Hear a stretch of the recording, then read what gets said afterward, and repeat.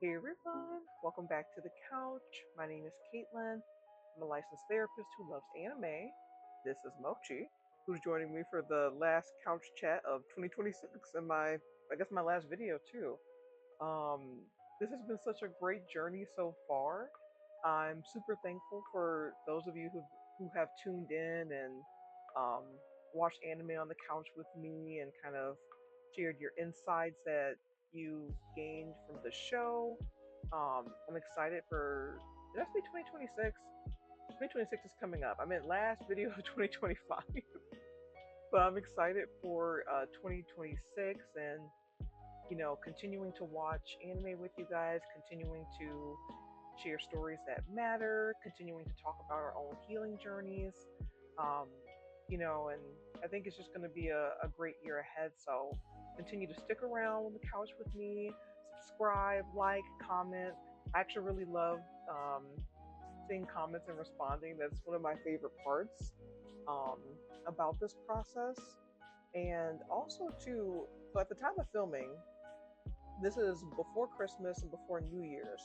But since this is going to be my last video, hold on, let me see if I can lift it up for you. I'm repping my Nightmare Before Christmas sweater. It's my favorite Halloween Christmas movie, so gotta represent.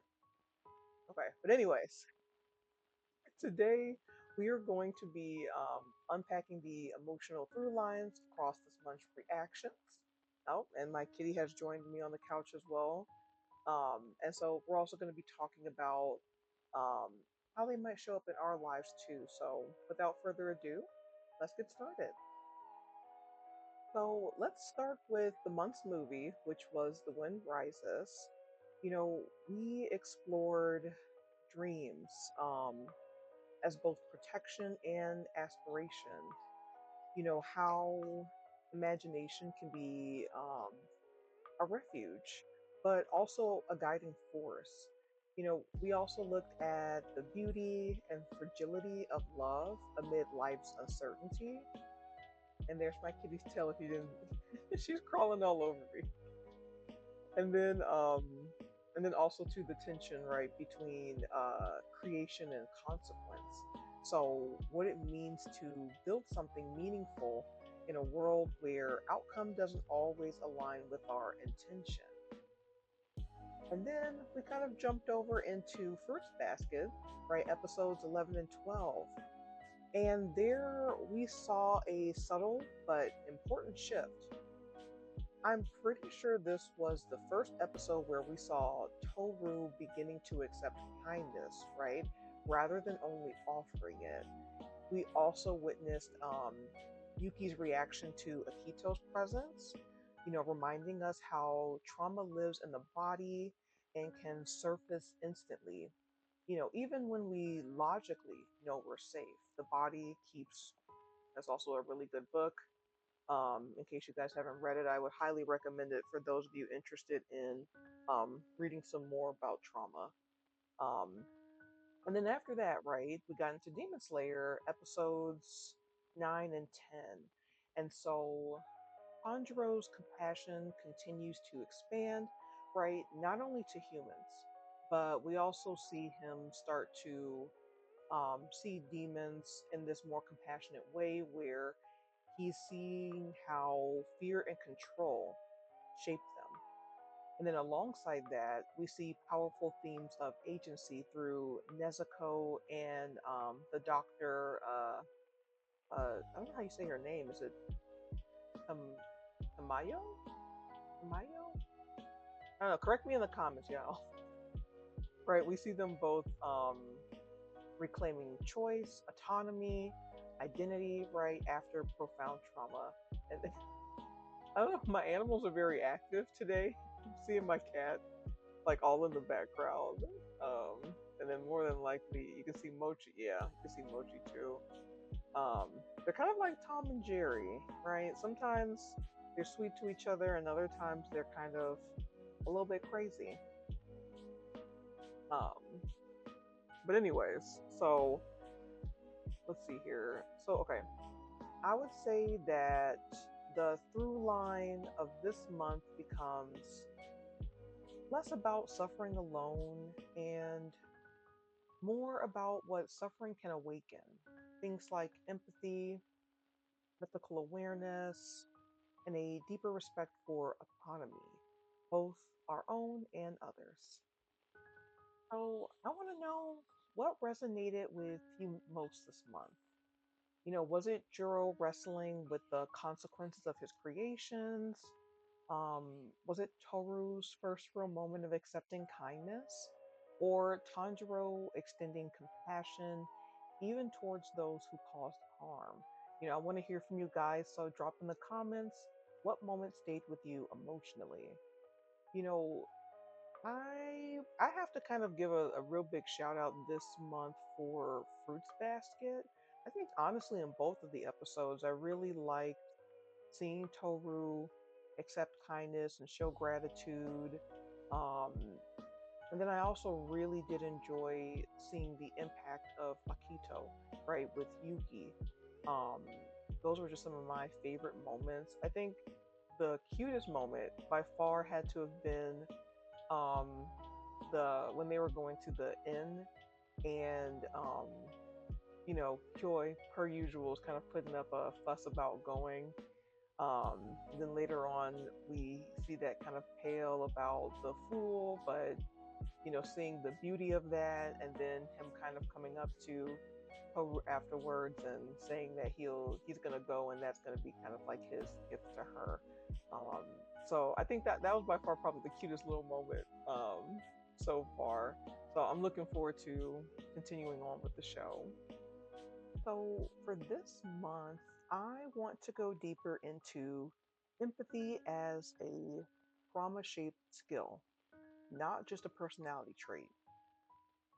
In The Wind Rises, Jiro's empathy isn't loud, it's quiet, it's ethical, often conflicted.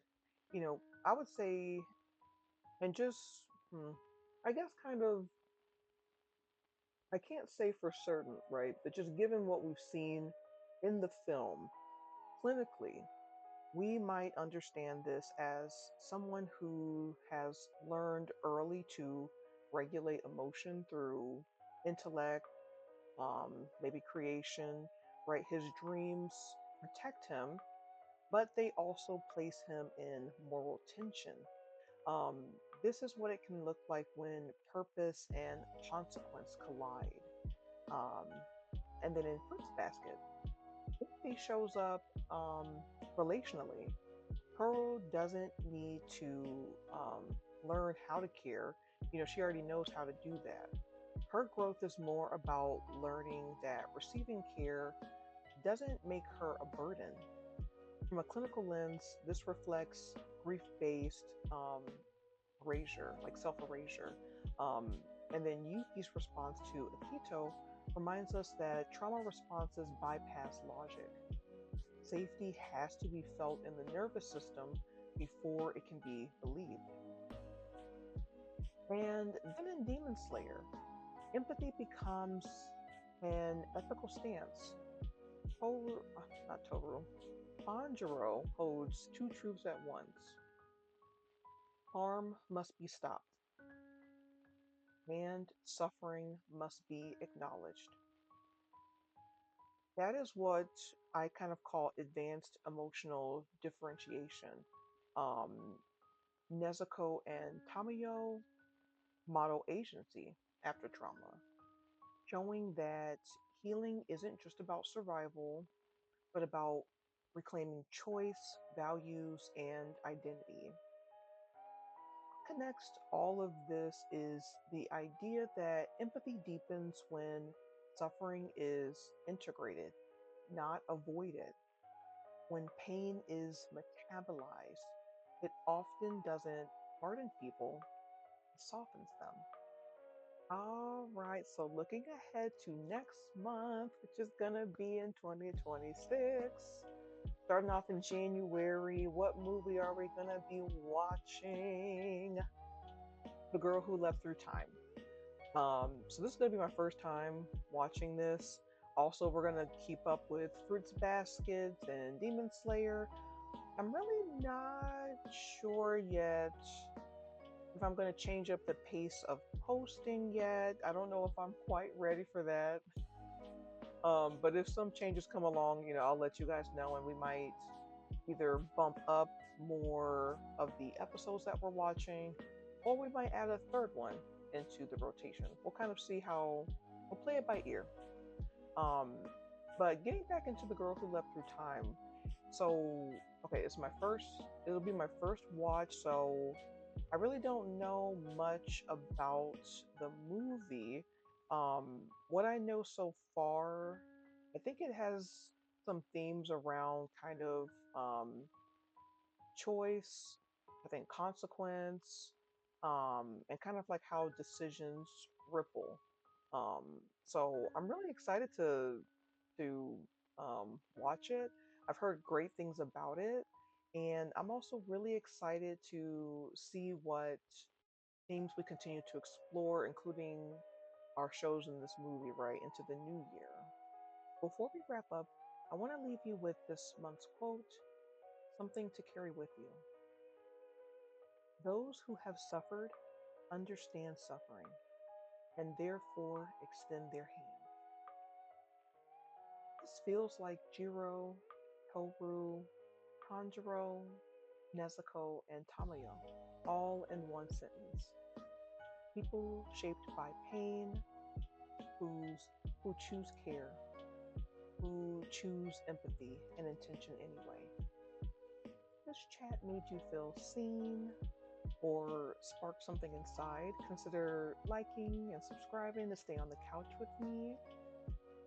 As we close out 2025 and we step into a new year, I hope that you carry with you the reminder that empathy, especially the kind shaped by lived experience, is something deeply human and deeply powerful.